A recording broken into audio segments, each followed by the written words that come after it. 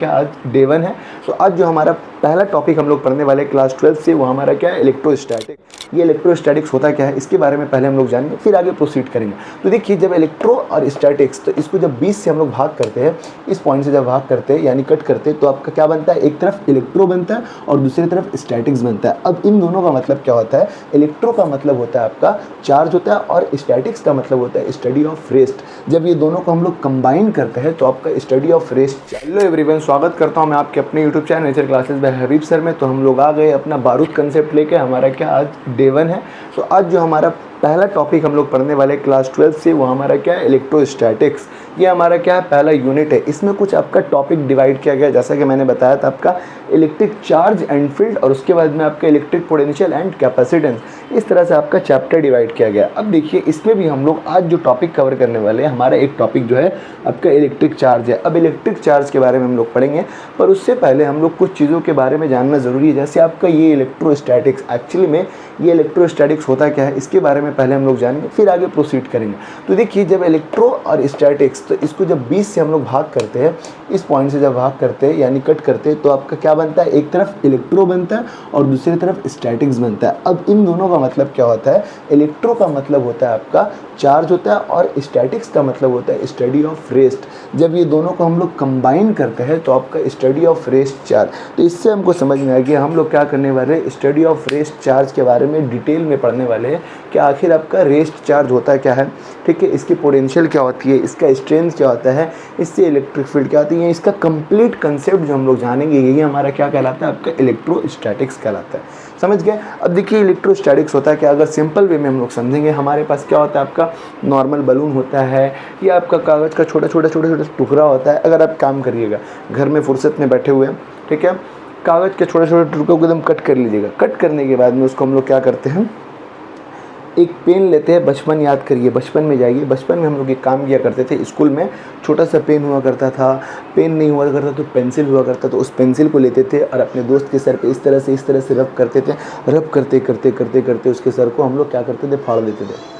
ऐसा काम नहीं करना है हमको। करना है क्या, इसको सिर्फ अगर हम लोग रफ करते थे, इस तरह से रफ करते जा रहे, तो देखिए कि हमारे सर से क्या होता है, इस पे सरफेस पे इलेक्ट्रॉन ट्रांसफ़र हो जाता है और ये बॉडी अब नॉर्मल नहीं रहता, यानी इसमें कुछ चार्ज आ जाता है। समझे मेरी बात को। अब बोलेंगे सर यह कैसा हुआ, ये कैसे हो गया। तो याद रखिएगा, इसके सरफेस पे जो भी कांट होता है किसी भी प्रोसेस में, यानी जो भी चार्ज का ट्रांसफ़र होता है, वो काम कौन करता है, सिर्फ और सिर्फ इलेक्ट्रॉन करता है। क्योंकि याद रखिएगा, कोई भी सर्किट में, यानी आपका एक एटम है, एटम का मतलब आपका ये आपका प्रोटॉन और न्यूट्रॉन, प्रोटॉन और न्यूट्रॉन, प्रोटॉन और न्यूट्रॉन, ये आपका कोई भी न्यूक्लियस में अंदर इस तरह से चिपके रहते हैं कि इनको अलग करना बहुत मुश्किल होता है। यानी इनके बीच का इंटरमॉलिक्यूलर जो स्पेस होता है बहुत कम होता है, इसीलिए इनको अलग करना मुश्किल होता है। ये एकदम फिट रहते हैं, इनको कोई हिला नहीं सकता, एकदम आराम से। बस जो गरीब जो होता है, बेचारा गरीब इलेक्ट्रॉन, यहाँ वहाँ दर बदर की ठोकरें खाता फिरता है, ऐसा हाल होता है इसका। जहाँ इसको ज़्यादा समझो माल कौड़ी मिलता है, मतलब समझो पैसा वैसा मिलता है, यानी जहाँ इसको सहूलियत लगता है वो वहाँ पर ट्रांसफ़र हो जाता है, ठीक है। तो ये काम जो भी होता है किसी भी बॉडी में, चार्ज ट्रांसफ़र का काम, ये किसकी वजह से होता है, आपका इलेक्ट्रॉन की वजह से होता है। समझ रही बात क्या। कोई भी बॉडी को चार्ज करना है या अनचार्ज करना है, या किसी बॉडी को अट्रैक्शन करना है या रिपल्सन करना है, ये सारा काम किसकी वजह से होता है, आपका इलेक्ट्रॉन की वजह से होता है। प्रोटॉन और न्यूट्रॉन बेचारा एकदम खा पी के एकदम तंदुरुस्त अपना घर में बैठा हुआ है। अब मान लो कोई इंसान है, उसका घर का जो दरवाज़ा एकदम इतना छोटा है ना, बेचारा वो भी इतना छोटा है। अब वो क्या किया, घर से 10 साल तक बाहर नहीं निकला, खाया पिया, एकदम खूब खाना पीना खाया, अब इतना बड़ा हो गया कि घर का दरवाज़ा उसके लिए छोटा हो गया निकलना, तो वो निकल पाएगा। वही हाल इसका होता है, प्रोटॉन और न्यूट्रॉन का। अंदर में एकदम मस्ती से रहता है, कोई दिक्कत नहीं है, कोई बोलने वाला नहीं, आराम से रह रहा, तो उसको निकलने की ज़रूरत नहीं है। बाकी जो गरीब है आपका इलेक्ट्रॉन, ये आपका ट्रांसफ़र होने का कोशिश करता है और किसी भी बॉडी को चार्ज या अनचार्ज करता है। समझ रहे मेरी बात को। तो उसी तरह से जब हम लोग काम करते हैं, आपका जब अपने पेन को अपने हेयर से रफ़ करते हैं, तो रफ़ करने के दौरान, यानी उसमें फ्रिक्शन के दौरान क्या होता है, इलेक्ट्रॉन ट्रांसफ़र हो जाता है इसके सरफेस पे। और जब हम लोग क्या करते हैं, कागज़ के छोटे छोटे टुकड़े के पास ले जाते हैं इस तरह से, तो वो कागज़ का छोटा टुकड़ा इसमें चिपक जाता है, स्टिक हो जाता है। समझ गए। तो वो क्या हो जाता है, आपका उसमें अट्रैक्शन होता है, समझ गए। अब आपका क्या हो गया, वो बॉडी आपका नॉर्मल बॉडी नहीं रहा ये पेन, इसमें कुछ चार्ज आ गया, तो इसी के बारे में हम लोग पढ़ते हैं। ये आपका आप एग्जांपल में देखे होंगे कि आपके पास एक बलून रहता है, बलून क्या होता है आपका, बलून को जब रफ करते हैं तो बलून में क्या आता है, कुछ आपका चार्ज आ जाता है। अब बोलिएगा चार्ज कैसे आ गया, चार्ज आ जाता है जब रब करते हैं। नॉर्मल बलून को अगर हम लोग वॉल में चिपकाएंगे तो वो नहीं चिपकता है, पर हम लोग क्या करते हैं, अगर उस बलून को रब करते हैं फिर दीवार के करीब ले जाते हैं तो वो देखिएगा थोड़े वक्त के लिए उसमें दीवार से स्टिक हो जाता है। तो ये आपका प्रॉपर्टी होता है चार्ज का, किसी भी बॉडी पे अट्रैक्शन या रिपल्सल दे देना या बॉडी को चार्ज या अनचार्ज कर देना। समझ गए, यही हमारा क्या कहलाता है आपका इलेक्ट्रोस्टैटिक्स में हम लोग इन्हीं सब चीज़ों के बारे में पढ़ेंगे। अब देखिए इतना कुछ हम लोग समझ गए, ये भी समझ गए कि एटम में क्या होता है, प्रोटॉन होता है, न्यूट्रॉन होता है, इलेक्ट्रॉन होता है। अब आइए हम लोग चार्ज पे एंटर करते हैं। अब ये चार्ज क्या होता है, तो चार्ज किसी भी मटेरियल की वो प्रॉपर्टी है, ठीक है, किसी भी मटेरियल की वो प्रॉपर्टी है जिसकी मदद से वो मटेरियल किसी दूसरे मटेरियल पे क्या करता है, इलेक्ट्रोस्टैटिक्स फोर्स लगाता है। जैसा कि यहाँ पर लिखा है, the property of a material due to which it can exert electrostatic force on material या ऑब्जेक्ट। यानी किसी भी मटेरियल की चार्ज वो प्रॉपर्टी है जिसकी मदद से वो मटेरियल दूसरे मटेरियल पे क्या लगाता है, इलेक्ट्रोस्टैटिक फोर्स। समझ में नहीं आया, कोई बात नहीं, कोई बात नहीं, आपको समझाने के लिए यहीं पे नहीं आया, नहीं आया, एक बार ज़रूर समझ में आएगा। तो देखिए नॉर्मल से आपका क्या है, अभी भी मेरे पास क्या है, ये आपका देखिए ये आपका दो बॉडी है, ठीक है, ये आपका क्या है, अभी आपका ये भी आपका नॉर्मल बॉडी, ये भी नॉर्मल बॉडी है, किसी में चार्ज नहीं है, ठीक है, पर ये आपका हम लोग चार्ज देंगे, इसको चार्ज दे दिए। चार्ज कैसे दिए, किसी भी तरीके से दे दिए हम लोग चार्ज, तो आपका इलेक्ट्रॉन ट्रांसफ़र हुआ, इलेक्ट्रॉन इस पर ट्रांसफ़र हो गया, तो आपका बॉडी क्या हो गया, चार्ज हो गया। अब ये चार्ज हो गया तो ये कुछ तो करने की कोशिश करेगा, ठीक है।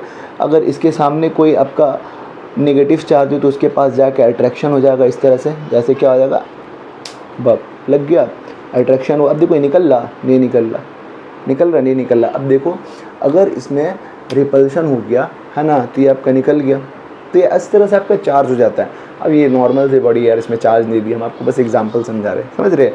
तो इसी तरह से आपका क्या होता है, किसी भी मटेरियल की वो प्रॉपर्टी जिसकी मदद से वो मटेरियल दूसरे मटेरियल पे आपका इलेक्ट्रोस्टैटिक फोर्स लगाता है, ठीक है, वो आपका चार्ज कहलाता है। अब आपको समझ में आएगा कि इलेक्ट्रोस्टैटिक फोर्स होता क्या है।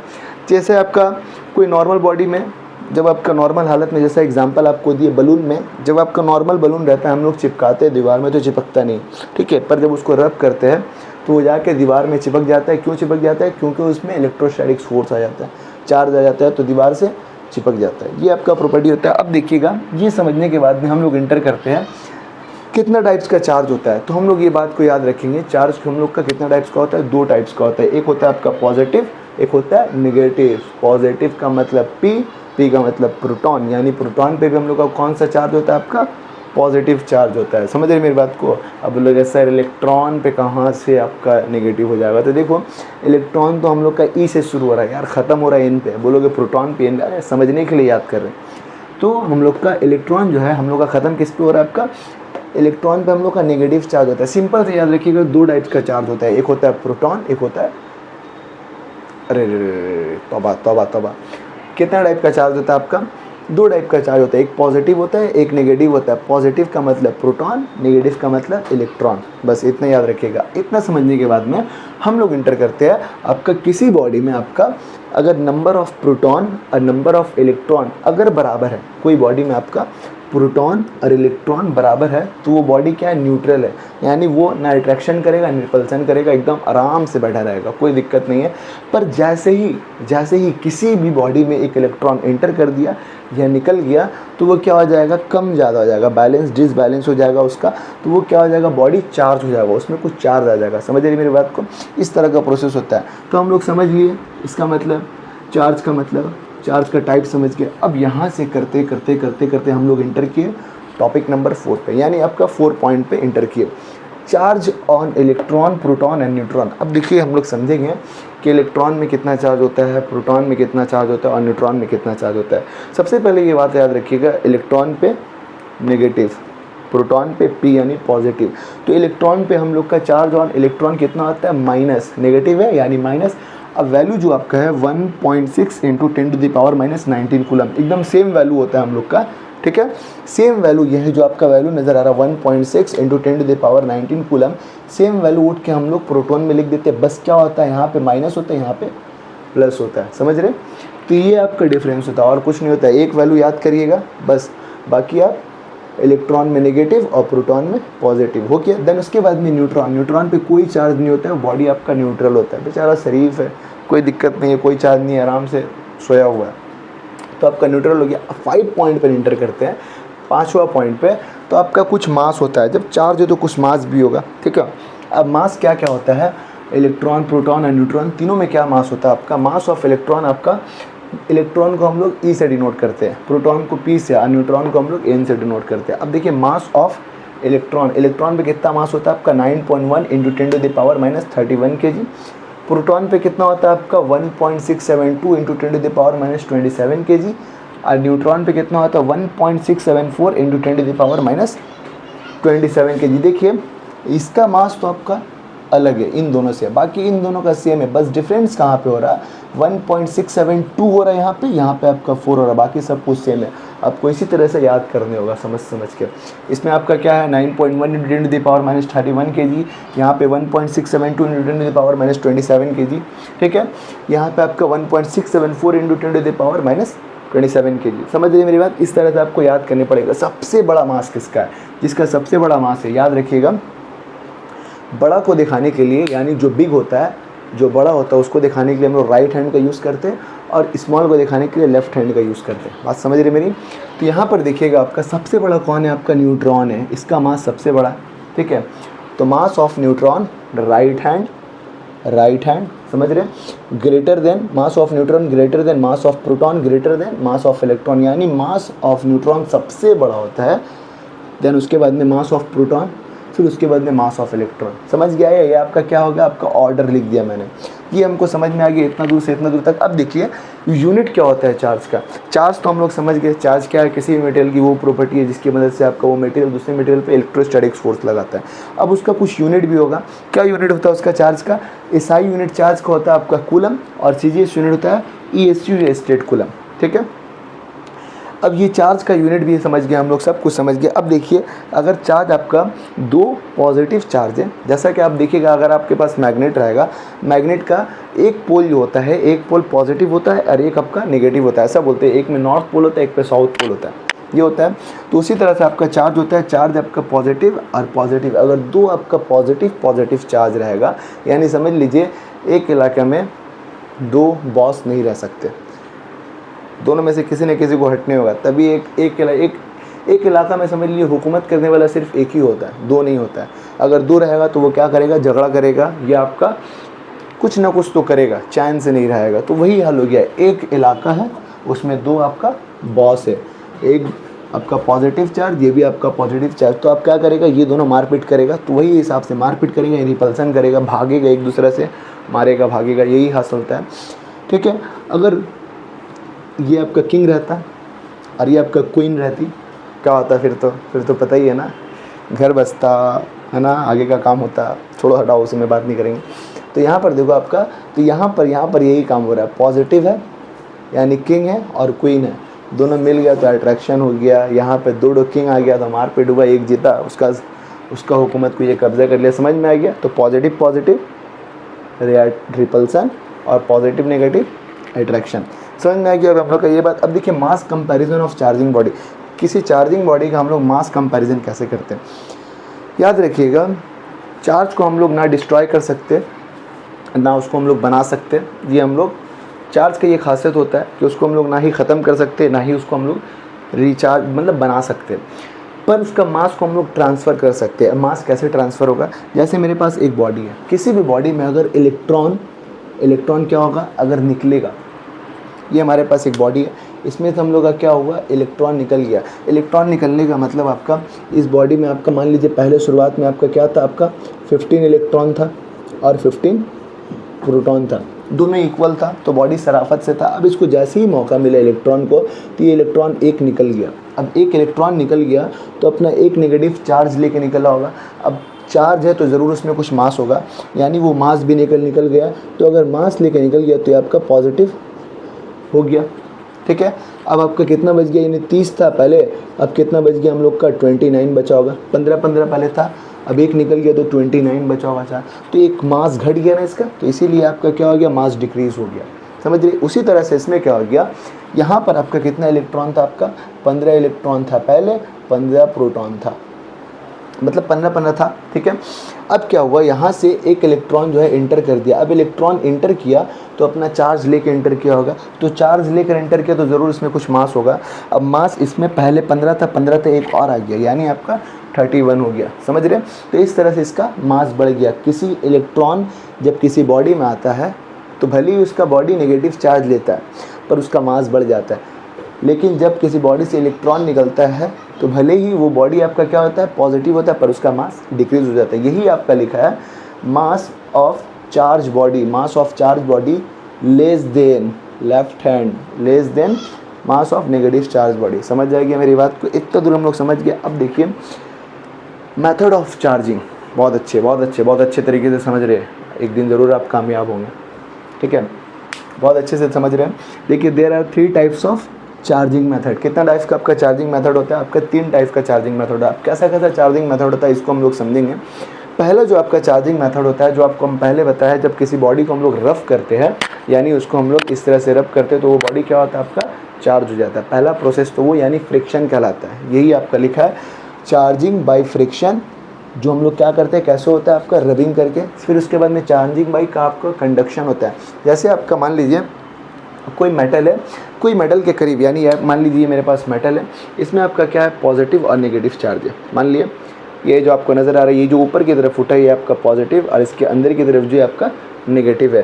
तो ये आपका पॉजिटिव नेगेटिव चार्ज है। अगर हम इसके करीब में किसी भी आपका मेटल को ले जा रहे हैं पॉजिटिव चार्ज का, तो ये क्या करेगा, नेगेटिव चार्ज को अपनी तरफ अट्रैक्ट कर लेगा, हो जाएगा। ये हो रहा प्रोसेस।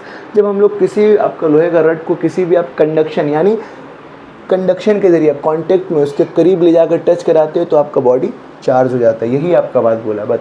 उसके अलावा तीसरा प्रोसेस में क्या बोला है, विथआउट आपका कंडक्शन, मतलब without contact, charging by induction without contact, मतलब किसी बॉडी को हमको करीब नहीं ले जाना, ठीक है, किसी बॉडी को हमको करीब नहीं ले जाना और इसको चार्जिंग का किस तरह से प्रोसेस करना है। तो हम लोग क्या करते हैं, आपका अभी इसमें क्या है, कुछ चार्ज होगा, न्यूट्रल बॉडी पॉजिटिव और नेगेटिव चार्ज होगा, जैसा कि आपको नज़र आ रहा है बॉडी पॉजिटिव और नेगेटिव चार्ज है, ठीक है। तो इसमें हम लोग क्या कर सकते हैं, चार्जिंग अगर प्रोसेस करना है तो इसको हम लोग लोहे का रॉड नहीं ले जाएंगे इसके करीब में, कोई और प्रोसेस थे, तो इसका कौन सा प्रोसेस यूज़ कर सकते हैं, अर्थ में भी आपका क्या होता है, हम लोग का चार्ज होता है, तो उससे कनेक्ट कर देते हैं हम लोग, तो आपका चार्जिंग प्रोसेस हो जाता है।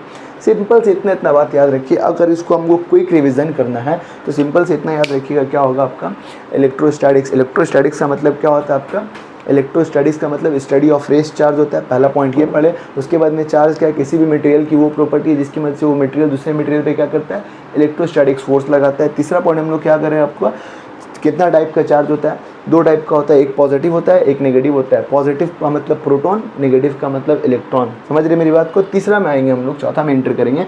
इलेक्ट्रॉन, प्रोटॉन, न्यूट्रॉन में क्या क्या चार्ज होता है। इलेक्ट्रॉन पे हम लोग का -1.6 × 10⁻⁻19 कूलम, यहाँ पे प्रोटॉन पे +1.6 × 10⁻19 कूलम, और आपका न्यूट्रॉन पे आपका नो चार्ज, कोई चार्ज नहीं होता है। यहाँ पे 5th पॉइंट पे एंटर कर देंगे। मास कितना होता है आपका बॉडी का, मास ऑफ इलेक्ट्रॉन आपका 9.1 × 10⁻31 kg, मास ऑफ प्रोटॉन क्या होगा 1.672 × 10⁻31 kg, ये 27 kg। मास ऑफ न्यूट्रॉन आपका 1.674 × 10⁻27 kg। बड़ा जो होता है जिस ऑर्डर में लिख दिया हम लोग, इसके दूसरा ऑर्डर भी हम लोग लिख सकते हैं, कोई दिक्कत नहीं है। अब ये प्रोसेस हो गया। चार्ज का यूनिट क्या होता है, कूलम होता है। एसआई यूनिट, बड़ा यूनिट को कूलम बोलते हैं, छोटा यूनिट को क्या बोलते हैं, एसयू बोलते हैं, स्ट्रेट कूलम बोलते हैं। समझ गए। अब जो पॉजिटिव यानी 2 किंग क्या करता है, एक दूसरा को रिपल्सन करता है, मारपीट करता है, भाग जाता है ना। पर एक किंग और एक क्वीन क्या करती है, आपका अट्रैक्शन होता है। तो वही आपका लिखा पॉजिटिव चार्ज आपका क्या होगा, रिपल्सन, और पॉजिटिव और नेगेटिव क्या होगा, अट्रैक्शन। उसके बाद में मास कंपैरिजन में क्या हो जाएगा, जब कोई इलेक्ट्रॉन किसी बॉडी से निकलेगा तो वो बॉडी तो पॉजिटिव होगा पर उसका मास क्या होगा, डिक्रीज होगा। समझ गए। उसी तरह से आपका ये क्या है, जब कोई इलेक्ट्रॉन इंटर करेगा किसी बॉडी में तो आपका नेगेटिव चार्ज लेकर इंटर करेगा और उस बॉडी को नेगेटिव करेगा, पर उसका मास क्या होगा, आपका इंक्रीज हो जाएगा। तो यही आपका लिखा mass of charge body less then mass of negative charge body. उसी तरह से हम लोग क्या किए, चार्जिंग का मेथड कितना आता है, बाय आपका फ्रिक्शन। फिर उसके बाद में आपका charging by friction, charging by conduction, charging by induction. यानी एक बार रबिंग करेंगे, फिर उसके बाद में किसी को कांटेक्ट में लाएंगे और उसके बाद में किसी को नॉन कांटेक्ट, विदाउट कांटेक्ट का। तो समझ में आ गया इतना पॉइंट। ये पॉइंट के जरिए हम लोग न्यूमेरिकल भी सॉल्व कर सकते हैं। ये वैल्यू याद करना आपको, ये सारा वैल्यू इसके ज़रिए हम लोग न्यूमेरिकल भी सॉल्व करते हैं। अगर आपको कॉपी करना कॉपी कर लीजिए, हम लोग इसको इरेज करेंगे, देख सकते हैं आप। ठीक है, तो चलिए अब हम लोग इसको इरेज करते हैं और आगे प्रोसीड करते हैं। तो अब हम लोग उसके आगे की बात समझेंगे। ठीक है, कि आगे उसके आगे क्या होता है। तो चार्ज की कुछ प्रॉपर्टी भी होती है। चार्ज क्या होता है हमारा, चार्ज हम लोग का जो होता है आपका स्केलर क्वांटिटी होता है। स्केलर क्वांटिटी का मतलब क्या हो गया, उसमें कोई डायरेक्शन नहीं होता है, वो आपका वेक्टर का लॉ को फॉलो नहीं करता है, इसलिए क्या हो गया, वो आपका स्केलर क्वांटिटी होता है। ठीक है, उसके बाद में आपका total charge is always conserve, यानी नेचर में हमारे पास जितना चार्ज मौजूद है, मतलब नेचर ने हमें जितना चार्ज दिया है उतना चार्ज रहेगा, ना ही हम चार्ज को, इसका मतलब ये होगा ना हम चार्ज को क्रिएट कर सकते हैं ना ही डिस्ट्रॉय कर सकते हैं। नेचर ने हमें जो चार्ज दिया है बस उतना ही चार्ज कंजर्व होगा, उतना ही मौजूद होगा, बस बात खत्म। यहाँ से उसके बाद में आपने क्या किया, mass is always transfer in charging process. जैसा कि आपको मैंने इससे पहले बताया था, चार्जिंग प्रोसेस के दरमियान, यानी आपका इलेक्ट्रॉन जब किसी बॉडी से निकलता है तो आपका जो इलेक्ट्रॉन में आपका चार्ज होता है, माइनस चार्ज होता है, तो वो अपना मास लेकर निकलता है। अगर किसी में ट्रांसफ़र, कोई भी आपका बॉडी है, कुछ भी मतलब कम ही रहे पर उसमें मास होता है, तो अपना मास लेके ना ट्रांसफ़र हो रहा, अगर निकल रहा बॉडी से तो उसका मास कम हो जाता है। अगर कोई इलेक्ट्रॉन इंटर कर रहा तो आपका क्या होता है, उसका मास बढ़ जाता है। ठीक है, अगर इलेक्ट्रॉन इंटर, तो वही आपका होता है चार्जिंग प्रोसेस के दौरान मास ट्रांसफ़र हो सकता है। ठीक है, यही बोला, the net charge on a body is quantized. इसका मतलब क्या हो जाएगा, जो चार्ज होता है किसी भी बॉडी में क्वांटाइज्ड होता है, मतलब पॉकेट फॉर्म में होता है। पॉकेट फॉर्म का मतलब आपका समझ लीजिए, जो चार्ज जो रहेगा आपका कोई भी आपका डेसिमल वैल्यू में नहीं रहेगा, वो आपका इंटीजर मल्टीपल में रहेगा, यानी 1 2 3 4 5 6 इस तरह का वैल्यू में रहेगा। कोई भी आपका 1 पॉइंट डेसिमल वाला वैल्यू में नहीं रहेगा। ये आपका बोला, यही बोला आपको कि charge on a body is quantized होता है। देन उसके बाद में हम लोग ये मेन पॉइंट, ये तो आपका कुछ नॉर्मल प्रॉपर्टी था चार्ज का, इसको हम लोग पढ़ दिए। ये आपका कुछ स्पेशल प्रॉपर्टी है जिसको हमको पढ़ना है। देखिएगा, ये आपका मेन प्रॉपर्टी होता है। देखिए, some special property of charge क्या होता है, additivity of charge, additivity of charge. इसका मतलब क्या होगा आपका, charge follow algebraic addition because charge is scalar quantity. क्या समझ रहे, इसका मतलब आप समझ रहे हैं, चार्ज जो होता है हम लोग का स्केलर क्वांटिटी होता है, वेक्टर का लॉ को फॉलो नहीं करता है, इसीलिए हम लोग इसको आराम से प्लस और माइनस हम लोग कर सकते हैं, आराम से कर सकते हैं, इसमें कोई दिक्कत नहीं है, कोई लॉ को फॉलो नहीं करता है, इसीलिए हम लोग क्या कर सकते हैं, इसको आराम से प्लस या माइनस कर सकते हैं क्योंकि स्केलर क्वांटिटी। उसके बाद में कंजर्वेशन ऑफ चार्ज, जैसा कि हम लोगों ने बताया था, charge can neither be create और नॉर बी डिस्ट्रॉय। इसका मतलब क्या है, चार्ज को ना हम लोग क्रिएट कर सकते हैं ना ही डिस्ट्रॉय कर सकते हैं। ठीक है, सिर्फ इसको हम लोग क्या कर सकते हैं, एक बॉडी से दूसरे बॉडी में ट्रांसफ़र कर सकते हैं, इसी को हम लोग क्या बोलते हैं, कंजर्वेशन ऑफ चार्ज बोलते हैं। तीसरा पॉइंट जो हम लोग का एंटर किया आपका, क्वांटाइजेशन ऑफ चार्ज, यानी जो the net charge transfer from one body to another body is always integer multiple of charge on electron. ठीक है, राइटिंग समझ में नहीं आता होगा पर पढ़ कर बता दे रहे तो आप लिख सकते हैं। ठीक है, जो भी अगर कोई दिक्कत भी है, पहला बार पढ़ रहे ना, राइटिंग समझ में नहीं आता होगा, कोई बात नहीं, हम एक्सप्लेन करते हैं। ये आपका लिखा है, the net charge transfer from one body to another body is always integer multiple charge on electron. यानी जो हम आपको जैसा कि भी बताया है, चार्ज किसी भी बॉडी में आपका क्या होता है, पॉकेट फॉर्म में होता है। ठीक है, जो उसको हम लोग ट्रांसफ़र करेंगे किसी बॉडी में, तो हम लोग डिसिमल में ट्रांसफ़र नहीं कर सकते। ये कोई छोटा मोटा चीज़ नहीं होता है जिसको हम लोग क्या है कि थोड़ा सा तोड़ कर दे दिए, थोड़ा सा उसको तोड़ कर दे दिए। इसको जब भी हम लोग देंगे, किसी को भी देंगे, तो एक वैल्यू के फॉर्म में देंगे, यानी एक इंटीजर फॉर्म में देंगे, यानी 1 2 3 4 5 6 7 इस तरह के फॉर्म में हम लोग ट्रांसफ़र कर सकते हैं, नॉट 1.2 1.3। जैसा कि एग्जाम्पल में ये लिखा है, 1 इलेक्ट्रॉन, इलेक्ट्रॉन का मतलब क्या हो जाएगा आपका, 1 का मतलब 1 इलेक्ट्रॉन का चार्ज क्या होता है, 1.6 इंटू 10⁻⁻19 कूलम। तो यहाँ पे हम लोग क्या कर सकते हैं, -1.6 इंटू 10⁻19 कूलम लिख सकते हैं। देन उसी तरह से 2 इलेक्ट्रॉन के लिए भी लिख सकते हैं हम लोग, 3 इलेक्ट्रॉन के लिए भी लिख सकते हैं। पर अगर हम लोग इस तरह से लिखेंगे 1.2 इलेक्ट्रॉन, तो ये हमारे लिए सही नहीं है, इसीलिए हमने क्या किया, इसको क्रॉस किया और इसको हम लोग राइट किया, क्योंकि चार्ज को हम लोग ट्रांसफ़र करेंगे तो सिर्फ इंटीजर के फॉर्म में, यानी एक वैल्यू के फॉर्म में ट्रांसफ़र कर सकते हैं। तो क्वांटाइजेशन ऑफ चार्जेस का फॉर्मूला भी होता है, कुछ फॉर्मूला चलो मान लेते हैं। क्वांटाइजेशन ऑफ चार्जेस का फॉर्मूला क्या होता है, Q = +- n। Q का मतलब हम लोग का क्या होता है, चार्ज होता है। n का मतलब क्या होता है आपका, इंटीजर मल्टीपल, यानी आपका 1 2 3 4 5 6 7 8। अब अगर आप न्यूमेरिकल बनाइएगा तो इसी तरह से वैल्यू दिया रहता है, या कुछ और वैल्यू भी दिया रहेगा, कोई दिक्कत नहीं है। उसके बाद में E का मतलब क्या होता है आपका, जो ये E है, E का मतलब इलेक्ट्रॉन प्रोटॉन हो सकता है। ठीक है, यानी इलेक्ट्रॉन प्रोटॉन का चार्ज। इतना समझ में आ गया, इतना में कोई दिक्कत नहीं है, आपको देख सकते हैं। अब आ जाइए हम लोग कूलम्स लॉ में एंटर करते हैं। देखिए कूलम्स लॉ क्या होता है, देखिए चार्ज का हम लोग स्ट्रेंथ पता कर सकते हैं, उसका इलेक्ट्रिक फील्ड कौन से डायरेक्शन, मतलब सब कुछ पता कर सकते हैं, ठीक है। पर ये जो चार्ज है हम लोग का, एक्चुअली में जो चार्ज होता है हम लोग का, कूलम्स लॉ क्या बताता है, उसमें जो फोर्स लग रहा कौन सी डायरेक्शन में लग रहा, ठीक है। फोर्स जो हम लोग का लग रहा है उसके ज़रिए हम लोग को पता करना है, अगर फोर्स के हम लोग का किस डायरेक्शन में लगेगा तो हम लोग कूलम्स लॉ का यूज़ करते हैं। कूलम्स लॉ के जरिए हम लोग पता करते हैं। तो हम लोग का कोई चार्ज है, नॉर्मल चार्ज है, अगर आपको पता है दो चार्ज है, दोनों पे आपका पॉजिटिव चार्ज है, तो पॉजिटिव चार्ज आपको पता है क्या करता है, अट्रैक्ट करता है। इसीलिए हम लोग क्या करते हैं, इस एक्सपेरिमेंट को प्रूव करने के लिए दोनों पॉजिटिव चार्ज लेते हैं, क्योंकि जब पॉजिटिव चार्ज रहेगा तो उनके बीच में कुछ डिस्टेंस होगा जिसको हम लोग आर बोलते हैं, समझ रहे हैं। तो दो चार्ज हम लोगों ने लिया पॉजिटिव पॉजिटिव, ठीक है। पॉजिटिव चार्ज क्यों लिए, क्योंकि उनके बीच में कुछ डिस्टेंस बनता है। अगर नेगेटिव लेंगे तो हम लोग का अट्रैक्शन होकर चिपक जाएगा, फिर हम लोग डिस्टेंस कैसे कंसीडर करेंगे। तो इसीलिए हम लोगों ने क्या किया, पॉजिटिव चार्ज लिया, उसका डिस्टेंस आर लिया। तो अकॉर्डिंग टू कूलम्स लॉ यहाँ पे लिखा है दो चार्जेस है, जो आपका क्या होता है, डायरेक्टली प्रोपोर्शनल होता है। फोर्स उसका जो होगा यहाँ पे आपका, मान लीजिए जो फोर्स जो होगा इन दोनों चार्जेस के क्या होगा आपका, डायरेक्टली प्रोपोर्शनल होगा। और इन्वर्सली प्रोपोर्शनल किसका होगा, इसके डिस्टेंस के स्क्वायर के, जैसा कि यहाँ पे लिखा है, इसके डिस्टेंस के स्क्वायर के डायरेक्टली प्रोपोर्शनल होगा। यानी फोर्स बढ़ेगा तो आपका डिस्टेंस आपका घटेगा। इस तरह से प्रोसेस होता है, इन्वर्सली प्रोपोर्शनल है। अब आगे प्रोसेस किए, जब ये दोनों इक्वेशन को हम लोग कंबाइन किए तो हम लोग को क्या आ गया, फोर्स निकल गया, ठीक है। फोर्स इक्वल्स टू के Q1 Q2 by R square, ये हम लोग का इतना आ गया। अब देखिए यहाँ पर हम लोग को पता चलेगा, ये जो हम लोग का कूलम्स लॉ आया है, force of attraction between two charges के जरिए, ये जो एफ आया है, यहाँ से जब दोनों को हम लोग कंबाइन किए तो ये आपका डायरेक्ट प्रोपोर्शनल, या ये कांस्टेंट टर्म हटा तो इसकी जगह पे आपका ये डायरेक्ट प्रोपोर्शनल हटा तो ये आपका कांस्टेंट टर्म आया के, जिसको हम लोग डाइलेक्ट्रिक कांस्टेंट भी बोलते हैं। देखिएगा इसका हर कुछ का वैल्यू हम आपको यहाँ पर लिख के रखे हैं।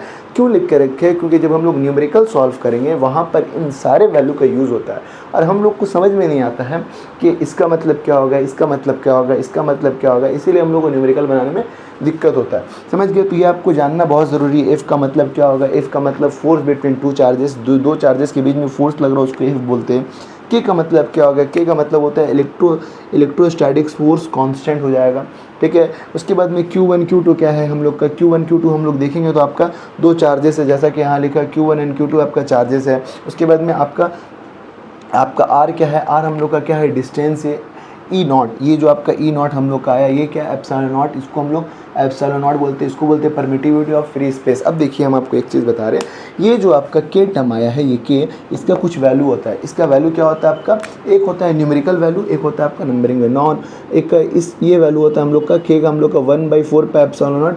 इसका नंबरिंग वैल्यू क्या होता है, 9 × 10⁹ होता है, समझ गए। जगह के हिसाब से अगर हम लोग न्यूमेरिकल वगैरह सॉल्व कर रहे हैं तो डायरेक्ट ये वैल्यू हम लोग पुट करते हैं, समझ गए। ऐसे हम लोग ये आपका फॉर्मूला में इस तरह से हम लोग लिखते हैं, जैसे कि हम लोगों ने इसके की जगह पर इसको हम लोगों ने पुट किया, इसका वैल्यू को देख सकते हैं। तो ये भी फार्मूला और ये और करके ये भी फार्मूला लिखा है, दोनों आपका सेम ही है, कोई दिक्कत नहीं है। अब देखिए इसका कुछ वैल्यू होता है 9 × 10⁹ होता है।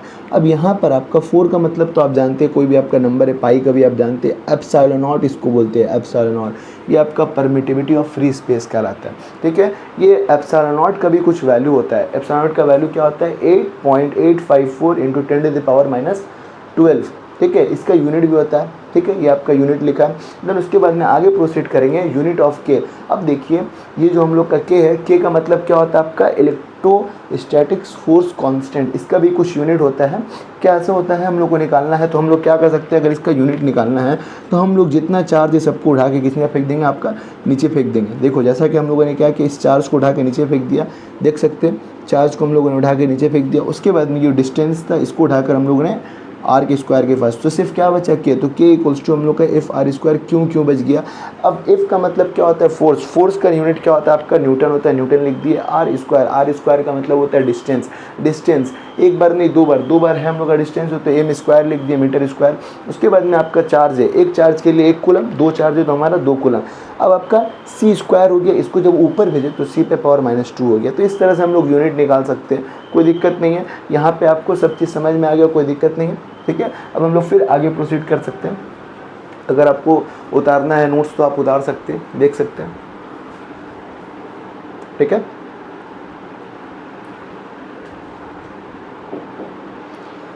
तो उम्मीद करता हूँ कि आप लोग उतार चुके होंगे। क्या हम लोग इसको इरेज कर सकते हैं, ठीक है। बस याद रखिएगा ये सारा कुछ एकदम क्विक रिवीजन के लिए प्रॉपर्टी होता है, ये आपका नॉर्मल प्रॉपर्टी होता है, आपका मेन प्रॉपर्टी होता है, एकदम सेम यही प्रोसेस यहाँ पे। ये आपका कूलम्स लॉ होता है। कोई भी आपका दो चार्ज रहेगा तो दो चार्ज अगर आपका सेम चार्ज है तो आपका क्या करेगा, या तो अट्रैक्ट करेगा या तो रिपेल करेगा, या अट्रैक्ट करेगा या रिपेल करेगा तो कितने फोर्स से करेगा, उस फोर्स को कैलकुलेट करने के लिए हम लोग कूलम्स लॉ का इस्तेमाल करते हैं। ठीक है, कोई दिक्कत नहीं है, बस याद रखिए कूलम्स लॉ का इस्तेमाल हम लोग क्यों कर सकते हैं। कोई भी आपका दो चार्ज है, अगर वो अट्रैक्ट कर रहा है या रिपेल कर रहा है तो दोनों आपका ये जो प्रोसेस कर रहा है तो कितने फोर्स से कर रहा है, क्योंकि इसमें फोर्स का ही काम हो रहा है, तो कितने फोर्स से कर रहा है, इस फोर्स का पता करने के लिए हम लोग क्या करते हैं, कूलम्स लॉ का इस्तेमाल करते हैं और कैलकुलेट करते हैं, प्रॉपर कैलकुलेशन निकल सकता है इसकी फोर्स के जरिए कि वो कितना चार्ज अट्रैक्ट या रिपेल कर रहा है। चलिए ठीक है, इसको इरेज करते हैं हम लोग। नेक्स्ट इसका एक दो पॉइंट और है, उसको समझते हैं, देन उसके बाद में ये आपका टॉपिक कंप्लीट हो जाएगा। तो अब हम लोग समझेंगे कि हमारा डाइलेक्ट्रिक कांस्टेंट क्या होता है। ठीक है, इतना कुछ समझने के बाद में हम लोग समझेंगे डाइलेक्ट्रिक कांस्टेंट क्या होता है। हम लोग जानते हैं डाइलेक्ट्रिक कांस्टेंट को हम लोग कैसे डिनोट करते हैं। तो डाइलेक्ट्रिक कांस्टेंट क्या होता है, ये हमें बताता है कि किसी मीडियम में या किसी वैक्यूम में या किसी फ्री स्पेस में फोर्स कितना गुना कम हो जाता है एट सेम डिस्टेंस पर, उसका पता करने के लिए हम लोग डाइलेक्ट्रिक कांस्टेंट का यूज़ करते हैं। समझ गए मेरी बात को। किसी भी मीडियम में या किसी भी वैक्यूम में या किसी भी फ्री स्पेस में फोर्स कितना गुना कम हो जाता है किसी भी सेम डिस्टेंस पे, उसके लिए हम लोग डाइलेक्ट्रिक कांस्टेंट का यूज़ करते हैं। जैसे K equals to force between two charges in vacuum. Vacuum मतलब इफ नॉट ठीक है, एफ नॉट मतलब हम लोग का क्या है कि 1/4 pi epsilon naught, F naught की जगह पे epsilon naught Q1 Q2 by R square. Same अगर मीडियम हम लोग यूज़ करें 1/4 pi epsilon naught Q1 Q2 by R square, यहाँ पे EM आ गया तो देखिए सारा वैल्यू सेम था, बस यहाँ पे E नॉट था EM था, तो ये दोनों बच जाएगा, बाकी सब कट जाएगा, तो हम लोग का क्या आ जाएगा K equals to EM by E naught. ठीक है, अब EM बाई E नॉट हम लोग का K के बराबर आ गया, तो EM equals to K naught E लिख सकते हैं। इसी तरह से हम लोग ये जो हम लोग का E नॉट क्या है, परमिटिविटी ऑफ फ्री स्पेस है, ये हम लोग का क्या हो गया, परमिटिविटी ऑफ मीडियम। इसी तरह से ER भी निकाल सकते हैं, रिलेटिव परमिटिविटी निकाल सकते हैं। ठीक है, कोई दिक्कत नहीं, सब इसी तरह से निकलेगा। तो हमको क्या पता चला इससे, सिंपल सा चीज़, कितना फोर्स कम हो रहा है किसी भी मीडियम में, बस उसका पता करने के लिए हम लोग इसका यूज़ करते हैं। एक्चुअली में ये सब प्रूव अब आएगा नहीं है, अगर आप 12 का बोर्ड का एग्जाम दे रहे तो ये आपको सिर्फ समझ के रखने होगा कि क्या क्या, और आपको प्रूफ करने नहीं आएगा किसका मतलब क्या और ये जान करके। अब देखिए vector form of Coulomb's law, Coulomb's law तो हम लोग निकाल लिए कि कूलम्स लॉ क्या होता है। ठीक है, फोर्स लगता है, कितना लगता है उसका हम लोग पता करते हैं कूलम्स लॉ से, पर फोर्स जो लग रहा है किसी भी चार्ज में तो किस डायरेक्शन में लग रहा है, किस वे में लग रहा है, कितना फोर्स लग रहा है, तो हमको पता चल गया किस डायरेक्शन में फोर्स लगता है, उसका पता करने के लिए हम लोग क्या करते हैं, वेक्टर फॉर्म निकालते हैं कूलम्स लॉ का, कि आखिर जो फोर्स लग रहा है इस डायरेक्शन में लग रहा है, इस डायरेक्शन में लग रहा है, नीचे लग रहा है, ऊपर लग रहा है, कहाँ लग रहा है, इसका पता करने के लिए हम लोग क्या करते हैं, आपका वेक्टर फॉर्म निकालते हैं। पता ही है आपको वेक्टर फॉर्म किसी भी चीज़ का डायरेक्शन प्रोवाइड करता है। तो ये हमने क्या किया, एक ऑरिजिन बनाया। ठीक है, ऑरिजिन से हमने क्या किया, दो चार्जेस रखा है Q1 और Q2। ये हम लोग का दो चार्जेस है Q1 और Q2, ये दो चार्जेस है। यहाँ से यहाँ तक इसका ऑरिजिन से डिस्टेंस कितना है, R1 वेक्टर, और इसका डिस्टेंस आपका R2 वेक्टर है। समझ गया। अब इसमें क्या लग रहा है, ये Q1 पे जो फोर्स लग रहा है तो आपका दो चार्जेस है। ठीक है, Q1 और Q2, यहाँ से यहाँ तक का Q1 का डिस्टेंस R1 है, यहाँ से यहाँ तक का ऑरिजिन से डिस्टेंस R2 है। अब ये Q1 पे फोर्स लग रहा है Q2 के जरिए, तो हम लोग का फोर्स क्या हो जाएगा, F12। उसी तरह से Q2 पे फोर्स लग रहा है Q1 के जरिए, तो हम लोग का 2-1 हो जाएगा। समझ गए, ये हम लोग का फोर्स किस तरह से लिख रहे हैं, और इसका डिस्टेंस हम लोग 1-2 के डिस्टेंस पर निकाल लें। ठीक है, हम लोग 2-1 के भी डिस्टेंस में निकाल सकते हैं, बात सेम ही है। किसी भी एक को प्रूफ करिएगा दूसरा हो जाएगा, सिर्फ डायरेक्शन ये आपको प्रूफ करने भी नहीं आएगा, बस समझ के रखना है कि आपका ये होता है आपका वेक्टर फॉर्म। ठीक है, तो हम लोग का ये तो समझ में आ गया क्या क्या होता है। तो हम लोग निकाल लें फोर्स ऑन Q1, यानी फोर्स लग रहा है Q1 पे किसके जरिए, Q2 के जरिए, तो हम लोग क्या लिखेंगे, F12। Q1 पे लग रहा है Q2 के जरिए, तो F12। अब क्या हो गया, हम लोग का फोर्स का फॉर्मूला क्या होता है, 1 कूलम्स लॉ में याद किए थे हम लोग, K equals to Q1 Q2 by R square होता है। ठीक है, और क्या हो रहा है हम लोग का यूनिट वेक्टर R2 वेक्टर। अब इसका जो यूनिट वेक्टर है, यूनिट वेक्टर निकालने का तरीका होता है हम लोग का क्या, कोई भी यूनिट वेक्टर को निकालते हैं हम लोग, अगर A का यूनिट वेक्टर हमको निकालना है तो A vector equals to A normal. ठीक है, जो आपका वेक्टर फॉर्म होता है ये हम लोग निकालते हैं। तो उसी तरह से R21 का यूनिट वेक्टर का ये निकाले हम लोग, तो R21 बाई R21 हो गया। यहाँ पे हम लोगों ने साइड में लिख के रखा यूनिट वेक्टर का तरीका। तो ये हम लोग का F12 इतना निकल गया। ठीक है, F12 इतना निकला, तो हम लोग का ये क्या हो गया, F12 K Q1 Q by R square R1 minus R2। ये हम लोग का F12 के रिस्पेक्ट में, यानी Q1 पे फोर्स लगा Q2 के जरिए, तो हम लोग का एक आ गया। सेम इसी तरह से दूसरा निकालेंगे तो आपका सेम होगा, बस यहाँ पे आपका माइनस आ जाएगा इसके रिस्पेक्ट में, यानी F21 पे अगर हम लोग निकालेंगे तो हम लोग का क्या हो जाएगा, आपका minus K Q1 minus square. बस इतना याद रखिएगा, समझ में आ गया आपको। ये हम लोग वेक्टर फॉर्म निकाल लिए कूलम्स लॉ का। अब देखिए फोर्स बिटवीन मल्टीपल चार्जेस, मतलब अगर एक से ज़्यादा चार्जेस रहेगा तो उसके बीच में कितना फोर्स लगेगा ये हमको पता करना है। तो हम लोग क्या कर सकते हैं, मतलब मान लीजिए आपका बहुत सारा चार्जेस है यहाँ, मतलब क्यू नॉट का मतलब टेस्ट चार्ज है, यहाँ से एक फोर्स लग रहा है, यहाँ से एक फोर्स लग रहा है, यहाँ से एक फोर्स लग रहा है, सारा फोर्स इस पर लग रहा है, कभी यहाँ से जा रहा है, इस पॉइंट से लग रहा है, कभी ये जा रहा है, कभी ये जा रहा है, सबका फोर्स का अलग अलग डायरेक्शन है, ठीक है ना। तो कितना फोर्स लग रहा है इसका पता करने के लिए फोर्स बिटवीन मल्टीपल चार्जेस में हम लोग क्या कर सकते हैं, ये डेरिवेशन निकाल सकते हैं। उसी तरह से ये क्या है, एक क्यू नॉट आपका टेस्ट चार्ज है, इसमें आपका फोर्स लग रहा बहुत सारा चार्जेस का, अगर हमको फोर्स पता करना है तो हम लोग इस तरह से निकाल सकते हैं। देखिए ये क्यू नॉट पर ये क्यू एन के ज़रिए फोर्स लग रहा है इस डायरेक्शन में, ये क्यू टू के ज़रिए इस डायरेक्शन में लग रहा है, और क्यू एन के ज़रिए इस डायरेक्शन में लग रहा है। तो इस मल्टीपल चार्जेस का अगर हमको फोर्स पता करना है तो सिंपल से बस एक काम करेंगे, यहाँ से इस डायरेक्शन में फोर्स लगा तो F0, यहाँ से क्या हो गया 0,1 हो गया, यहाँ से आपका 0,2 हो गया, ठीक है, यहाँ से आपका 0,n हो गया, जैसा निकाल सकते हैं। तो सेम काम करेंगे, तो आपको पता है फोर्स कितना होता है कूलम्स लॉ में, F equals to Q1 Q2 by R square होता है। सेम यहाँ से आपका 0,1 पे लगा तो F Q0 Q1 by R 0,1 का स्क्वायर, और यहाँ पे यूनिट वेक्टर लिखकर इस तरह से हम लोग काम करेंगे। तो ये हम लोग का क्या हो गया, मल्टीपल चार्जेस के लिए हम लोग का फोर्स निकल गया, समझ में आ गया। तो बस हमारा टॉपिक इतना ही था, उसके बाद में और आगे पढ़ना है तो पढ़ सकते हैं, पर इतना हम लोग के लिए है ना। फिर अब हम लोग को क्या करना है, इस पर न्यूमेरिकल सॉल्व करना है कि इसमें न्यूमेरिकल किस तरह से आता है, देन आगे हम लोग इलेक्ट्रिक फील्ड में इंटर कर सकते हैं, ठीक है। तो अगर कोई दिक्कत आएगा तो आप ज़रूर पूछ सकते हैं, ठीक है। अब हम लोग इसका न्यूमेरिकल बनाएंगे। खैर आज के लिए इतना काफ़ी है, मिलते हैं नेक्स्ट टॉपिक में नेक्स्ट डे में, ठीक है। आज के लिए थैंक यू। चैनल को लाइक और सब्सक्राइब करना भूलना नहीं, और ये शेयर करना अपने दोस्तों को, ये भी मत भूलना। हम लोग बहुत जल्द फिर से दूसरी वीडियो में मिलते हैं।